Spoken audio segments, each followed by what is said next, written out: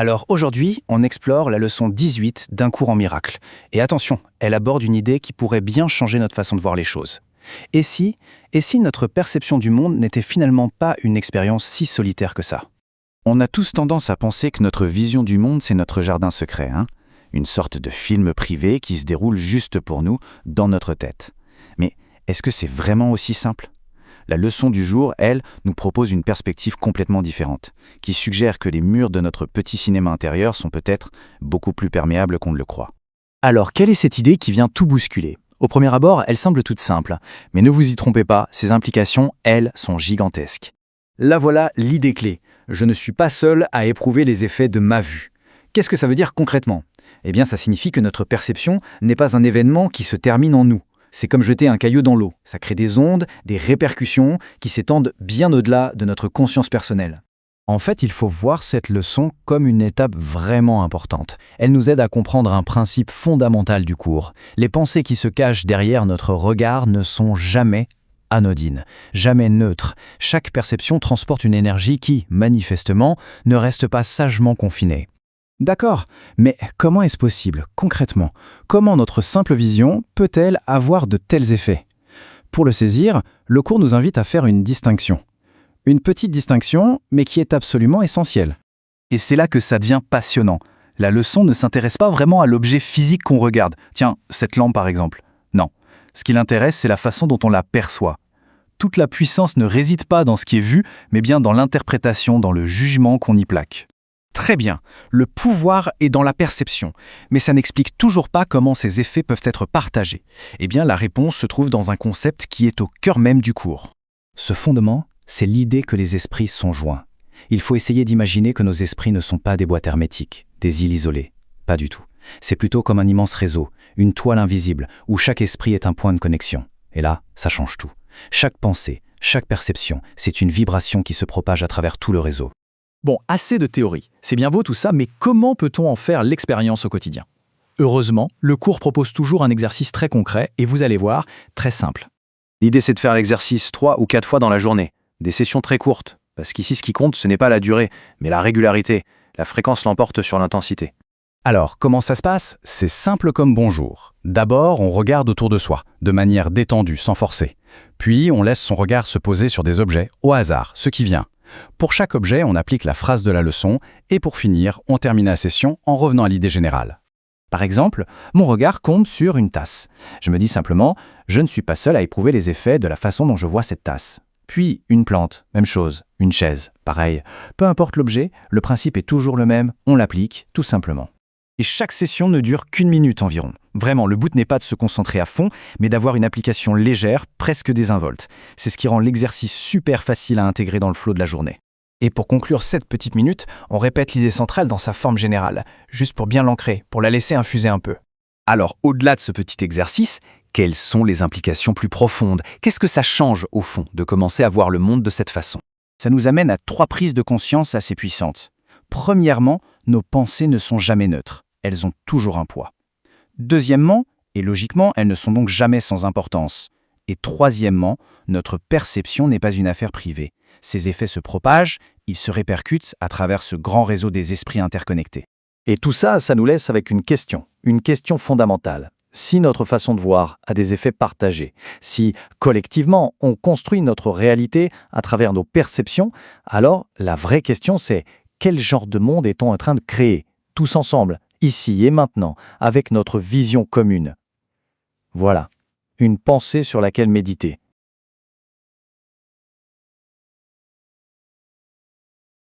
Imaginons une seconde qu'on est tout seul dans une pièce avec des murs complètement blancs. D'accord, je visualise. On est assis sur une chaise et on ne fait absolument rien. On bouge pas, on parle pas, on se contente de fixer le vide, quoi. C'est le niveau 0 de l'action, en fait. Voilà, c'est ça. L'esprit est en mode hors ligne, isolé dans sa propre boîte crânienne, sans aucun impact sur le monde extérieur. Et pour le coup, c'est une idée profondément rassurante. Cette impression d'avoir un vrai sanctuaire intérieur où nos pensées ne regardent que nous. Ouais, c'est clair. Et c'est précisément ce confort psychologique qui fait de l'observateur passif le mythe le plus tenace de notre architecture cognitive, tu vois. Le mythe de l'observateur passif, carrément. Bah oui. On chérit cette idée d'innocence perceptuelle. C'est un peu l'illusion qu'on est simplement assis dans un cinéma tout noir, à regarder un film projeté sur l'écran. Et on se dit que notre regard n'a ni poids ni conséquence sur la pellicule. Exactement, on est juste là pour regarder, sans rien modifier. Sauf que le texte sur lequel on se penche pour notre exploration d'aujourd'hui affirme que cette salle de cinéma isolée, elle n'a jamais existé. C'est ça, le réveil est brutal. L'objectif de notre réflexion, pour ceux qui écoutent, c'est de disséquer un passage super précis. C'est la leçon 18 du texte philosophique « Un cours en miracle ». Et franchement, c'est pas une introduction douce. Non, pas du tout. C'est un extrait qui exige carrément qu'on reconsidère la mécanique même de la réalité et la façon dont notre esprit interagit avec la matière. L'idée de départ a l'air anodine, mais elle démantèle complètement notre fameuse forteresse mentale. On va aborder 3 gros piliers aujourd'hui. D'abord, le fait que nos pensées ne sont jamais neutres. Ensuite, la primauté du comment on regarde sur le quoi on regarde. Ah, ce fameux concept. Ouais. Et enfin, l'idée vraiment radicale selon laquelle nos esprits sont liés. C'est un passage d'une exigence intellectuelle redoutable, tu sais, parce qu'il n'accorde aucune marge d'erreur. Il refuse totalement l'idée qu'il puisse exister une zone grise dans notre activité mentale. Pas de zone grise, ça veut dire que l'acte de voir, N'est pas un processus de réception, c'est un processus de projection. Le postulat de base frappe vraiment fort. et c'est là que notre bon sens habituel commence à être complètement inversé. Le texte affirme, je cite, que les pensées engendrent ce que l'on voit, et surtout, qu'elles ne sont jamais neutres ni sans importance. Jamais neutre, c'est le mot jamais qui coince souvent. Bah oui, il faut s'arrêter là-dessus. Au quotidien, la chronologie nous paraît évidente. On ouvre les yeux, la lumière frappe notre rétine, notre cerveau décode une forme, disons un arbre, et ensuite on produit une pensée sur cet arbre. C'est la logique classique, oui. Mais ce texte inverse toute la chaîne de causalité. Complètement. La proposition ici, c'est que la pensée précède la perception visuelle. Pour comprendre le mécanisme, du coup, il faut arrêter de voir l'œil humain comme un simple objectif d'appareil photo. C'est quoi alors si c'est pas un appareil photo? L'œil est plutôt comme un projecteur, en fait. Le cerveau ne capte pas passivement des photons. Il cherche activement à confirmer un système de croyances préexistant. Donc, quand le texte dit que ces pensées ne sont jamais neutres, il élimine purement et simplement l'idée d'un bruit de fond mental inoffensif. Je veux bien admettre qu'une pensée chargée d'une émotion violente n'est pas neutre. Si quelqu'un rumine une immense colère, on sent bien que cette pensée colore sa réalité. Elle modifie son comportement et ça a un impact tangible. Oui, là, le lien de cause à effet est visible. Mais j'ai du mal à accepter l'intransigeance du mot « jamais ». C'est un peu comme si on reprenait l'exemple de la personne qui regarde une tache sur un mur blanc. Quelle est la charge d'une pensée aussi banale? Je vois très bien ce que tu veux dire. Je veux dire, comment une petite cognition de remplissage, un truc où on s'ennuie, peut-elle être dépourvue de neutralité? C'est vraiment l'un des points de friction les plus fréquents avec cette approche. Notre paresse intellectuelle, tu vois, elle nous pousse à hiérarchiser nos pensées. On met les pensées graves dans un dossier important et les pensées futiles à la corbeille. C'est humain, on trie? Mais analysons la mécanique de cette fameuse pensée banale. Quand on regarde un mur vide et qu'on le juge insignifiant ou qu'on s'ennuie devant, l'esprit est toujours en train de faire un choix. Quel choix? Vu qu'il ne se passe rien. Il choisit l'apathie. Il choisit de voir une séparation claire entre lui-même et ce mur. Il valide l'idée d'un monde matériel inerte. Et cet acte de validation constante, c'est tout sauf neutre. Ça maintient en place toute la structure de la réalité telle qu'on la conçoit. Donc si je saisis bien l'implication, regarder machinalement le plafond, c'est pas mettre son esprit sur pause. Non, pas du tout. C'est utiliser une énergie considérable pour continuer à maintenir le plafond à sa place dans notre système de croyance. Il n'y a littéralement aucun temps mort. Aucun. Absolument aucun. L'absence d'une émotion théâtrale, ça ne signifie pas l'absence d'un processus actif de création de sens. Ouais. Chaque regard qu'on pose sur un objet banal réaffirme notre contrat avec la réalité physique. En niant la neutralité des pensées, le texte nous charge d'une responsabilité totale et continue. C'est pas juste quand on prend de grandes décisions qu'on crée le monde, c'est à chaque fraction de seconde, y compris en fixant une poignée de porte. Waouh. Ça rend l'expérience de la conscience presque épuisante quand on y réfléchit sous cet angle. C'est sûr que ça demande de la vigilance. Ce qui m'amène à une résistance très concrète de ma part face à ce texte. Vas-y, je t'écoute. Si mon regard n'est jamais neutre, d'accord, et qu'il est toujours en train d'imposer un sens, qu'en est-il de l'objet lui-même? Le texte insiste lourdement sur l'idée que ce qui compte, c'est pas ce que l'on voit, mais comment on le voit. C'est la bascule fondamentale, oui. Mais franchement, une chaise, ça reste une chaise, non? Un chef-d'œuvre de la Renaissance, c'est pas la même chose qu'un sac poubelle éventré sur le trottoir. Le quoi a quand même une consistance indéniable. Si je donne un grand coup de pied dans la chaise, la douleur physique que je vais ressentir, c'est pas juste une projection de mon esprit. Alors, la douleur physique appartient à la biologie, on est bien d'accord là-dessus. Le texte ne nie pas du tout la densité des atomes ou l'existence matérielle de la chaise. Ah, ça me rassure un peu. Mais ce qu'il conteste radicalement, c'est le pouvoir de cette chaise à dicter l'état psychologique de celui qui l'observe. La friction que tu ressens, en fait, elle vient du fait qu'on a tous été conditionnés à sous-traiter notre état intérieur au monde extérieur. C'est un mécanisme de défense psychologique brillant. Sous-traiter notre état intérieur, c'est-à-dire qu'on utilise le quoi comme un bouc émissaire, hein. C'est le terme idéal, bouc émissaire. Si je suis déjà super irritée et que je trébuche sur la chaise, mon esprit trouve un immense soulagement à déclarer « Oh, cette chaise est mal placée et c'est elle la cause de ma colère ». Ah ouais? Le quoi absorbe la responsabilité de notre état. Exactement. Et on fait ça avec tout le temps. La beauté d'un paysage est responsable de ma paix. La poubelle sur le trottoir est responsable de mon dégoût. Cette dynamique nous rend totalement dépendants des circonstances physiques. On devient de simples otages de la matière, en fait. Et le texte, en affirmant que seule la façon de voir importe, il coupe ce lien de dépendance. Il déplace le centre de gravité. C'est ça. La poubelle, la chaise ou même le chef-d'œuvre redeviennent ce qu'ils sont fondamentalement, des toiles de fond vierges de toute signification inhérente. Le sens ne réside pas dans la matière, il réside exclusivement dans la lentille à travers laquelle on observe cette matière. Et c'est pour ça que la leçon se focalise à fond sur le comment. Voilà. Prends deux individus qui observent une crise économique. Le premier utilise une lentille de terreur, il ne voit que la perte, la ruine, la rareté. Le second utilise une lentille de détachement et il y voit une restructuration inévitable, presque saine.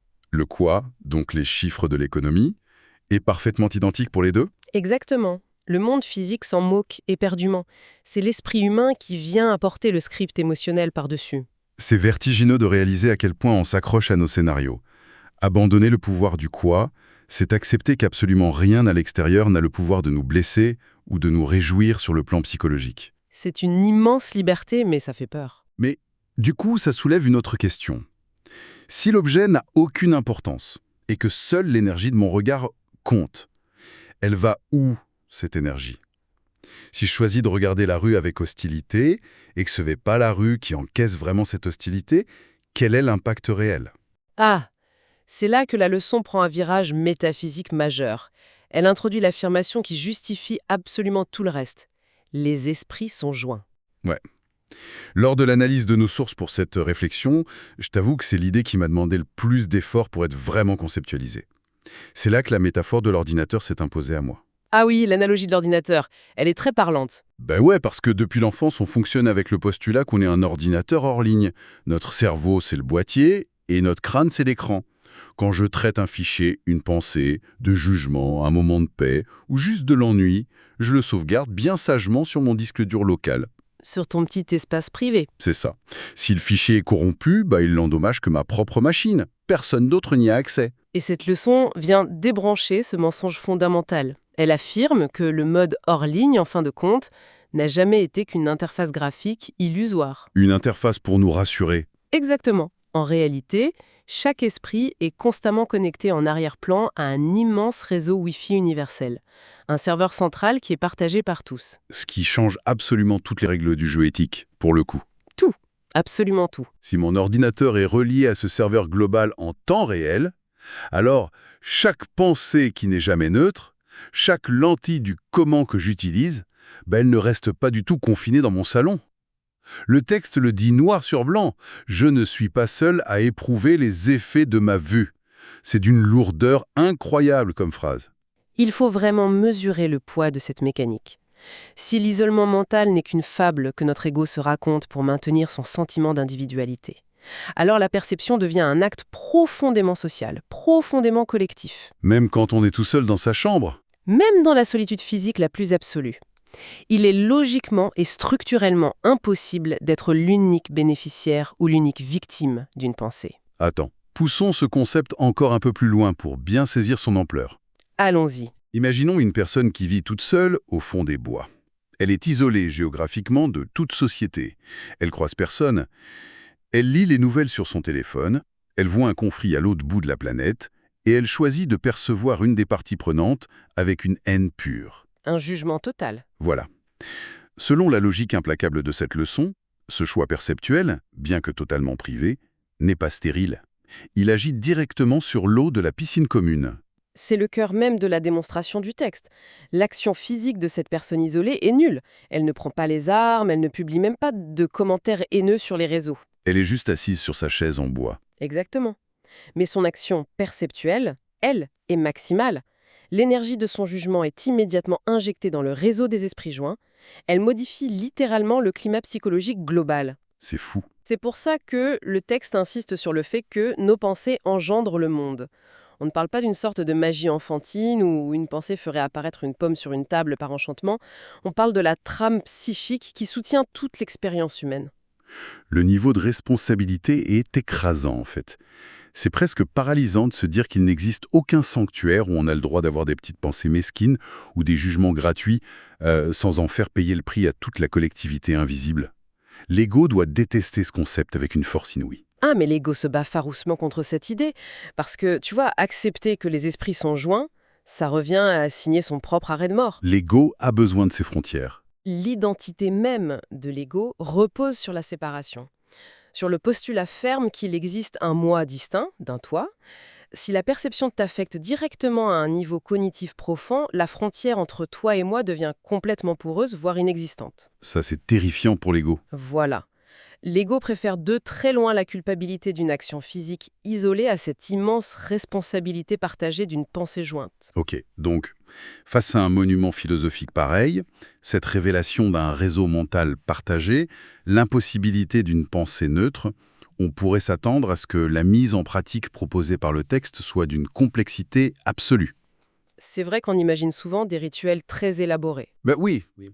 Je m'imaginais qu'on allait nous demander de nous retirer dans une grotte pour méditer sur l'architecture de l'univers pendant des semaines. Mais quand on regarde les exercices de cette leçon 18, il y a une dissonance fascinante entre la grandeur du concept et la banalité extrême de son application. C'est vrai que la méthodologie peut paraître presque dérisoire de prime abord. Le texte nous demande de prendre, genre 3 ou 4 fois dans la journée, 1 minute environ, ou même moins. On doit juste poser les yeux au hasard sur un sujet autour de nous, s'y attarder quelques secondes pour dire « Je ne suis pas seul à éprouver les effets de la façon dont je vois ceci ». Un stylo, une tasse. Voilà. Puis, balayer la pièce en concluant par l'idée générale « Je ne suis pas seul à éprouver les effets de ma vue », pratiquer la refonte de la réalité partagée de l'humanité en regardant le lacet de sa chaussure ou une tache de café sur son bureau pendant 60 secondes chrono. J'ai du mal à comprendre pourquoi la banalité est si privilégiée ici. Ne devrait-on pas s'entraîner sur des concepts graves pour mesurer le vrai poids de nos pensées ? En fait, c'est une stratégie de contournement brillante. Analysons un instant pourquoi le texte demande spécifiquement des objets pris au hasard et une durée aussi courte. Si on demandait à l'esprit humain de faire cet exercice en regardant une photo d'une scène de guerre ou le visage de son pire ennemi, le système d'alarme de l'ego se déclencherait immédiatement. Ah ouais, l'intellect prendrait direct le relais. On commencerait à argumenter intérieurement « Oui, mais cette situation est vraiment terrible, mon jugement est totalement justifié par les faits. » Et on replongerait tête la première dans l'illusion du quoi. C'est exactement l'écueil à éviter. En s'exerçant sur une agrafeuse, tu neutralises tout le débat émotionnel. L'agrafeuse, elle n'a pas de charge morale. C'est clair. Du coup, l'esprit est obligé de se concentrer, non pas sur l'objet, mais sur la mécanique du regard elle-même. C'est l'équivalent d'apprendre à jongler avec des petites balles en mousse avant de passer aux torches enflammées. Et le choix délibéré de ces objets triviaux, ça vient cimenter la leçon fondamentale.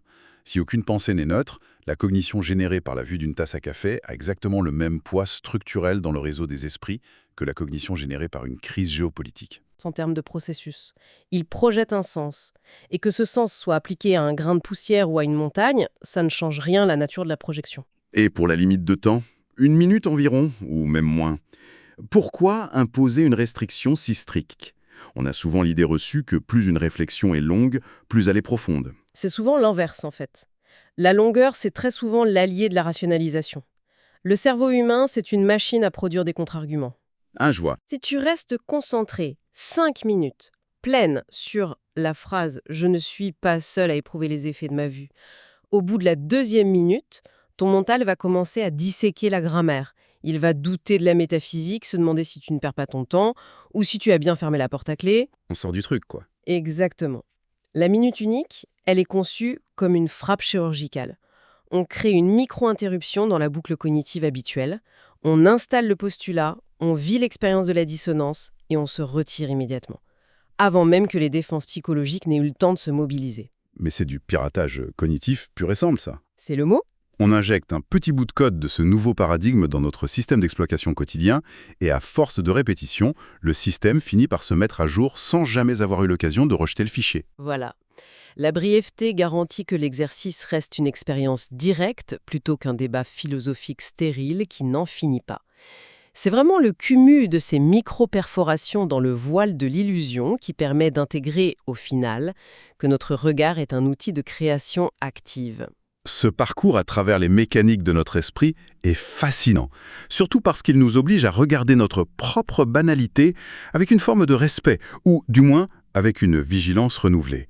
On vient quand même de traverser un territoire où l'innocence perceptuelle a été complètement démantelée. Et il y a un vrai avant et après cette prise de conscience. Le retour au mythe de la petite salle de cinéma isolée devient intellectuellement intenable une fois qu'on a saisi la logique de la projection. Si on rassemble la totalité de l'architecture qu'on vient d'analyser aujourd'hui, la progression est hyper limpide. D'abord, on a dépouillé nos pensées de leur prétendue neutralité. On a vu que le moindre coup d'œil jeté dans une pièce est un acte formel qui valide et maintient le monde. La fin du temps mort. Exactement. Ensuite, on a opéré ce virage mental radical qui consiste à retirer le pouvoir de dicter notre expérience aux objets extérieurs, le fameux « quoi », pour réaliser que seul le « comment » est actif. La graffeuse, le mur vide ou la crise mondiale ne sont finalement que des écrans sur lesquels on projette nos propres filtres émotionnels. C'est une grande leçon d'humilité. Et le socle qui donne tout son sens à cette responsabilité perceptuelle, c'est bien sûr cette révélation des esprits joints, l'interconnexion absolue qui empêche quiconque d'agir en vase clos. C'est ça qui transforme un simple exercice d'observation en un acte social profond. L'idée que ce réseau Wi-Fi invisible télécharge chaque once de notre paix ou de notre jugement dans le disque dur collectif, franchement, c'est suffisant pour changer définitivement la façon dont on s'assoit dans une salle d'attente. C'est plus juste soi et ses petites pensées secrètes pour passer le temps. Non, c'est soi gérant le thermostat mental du monde entier. On passe d'un statut de passager clandestin de la réalité à celui de co-créateur complètement conscient. L'implication est vaste. Très vaste, car elle efface la barrière protectrice de notre intimité psychologique pour y substituer un immense champ de résonance partagé.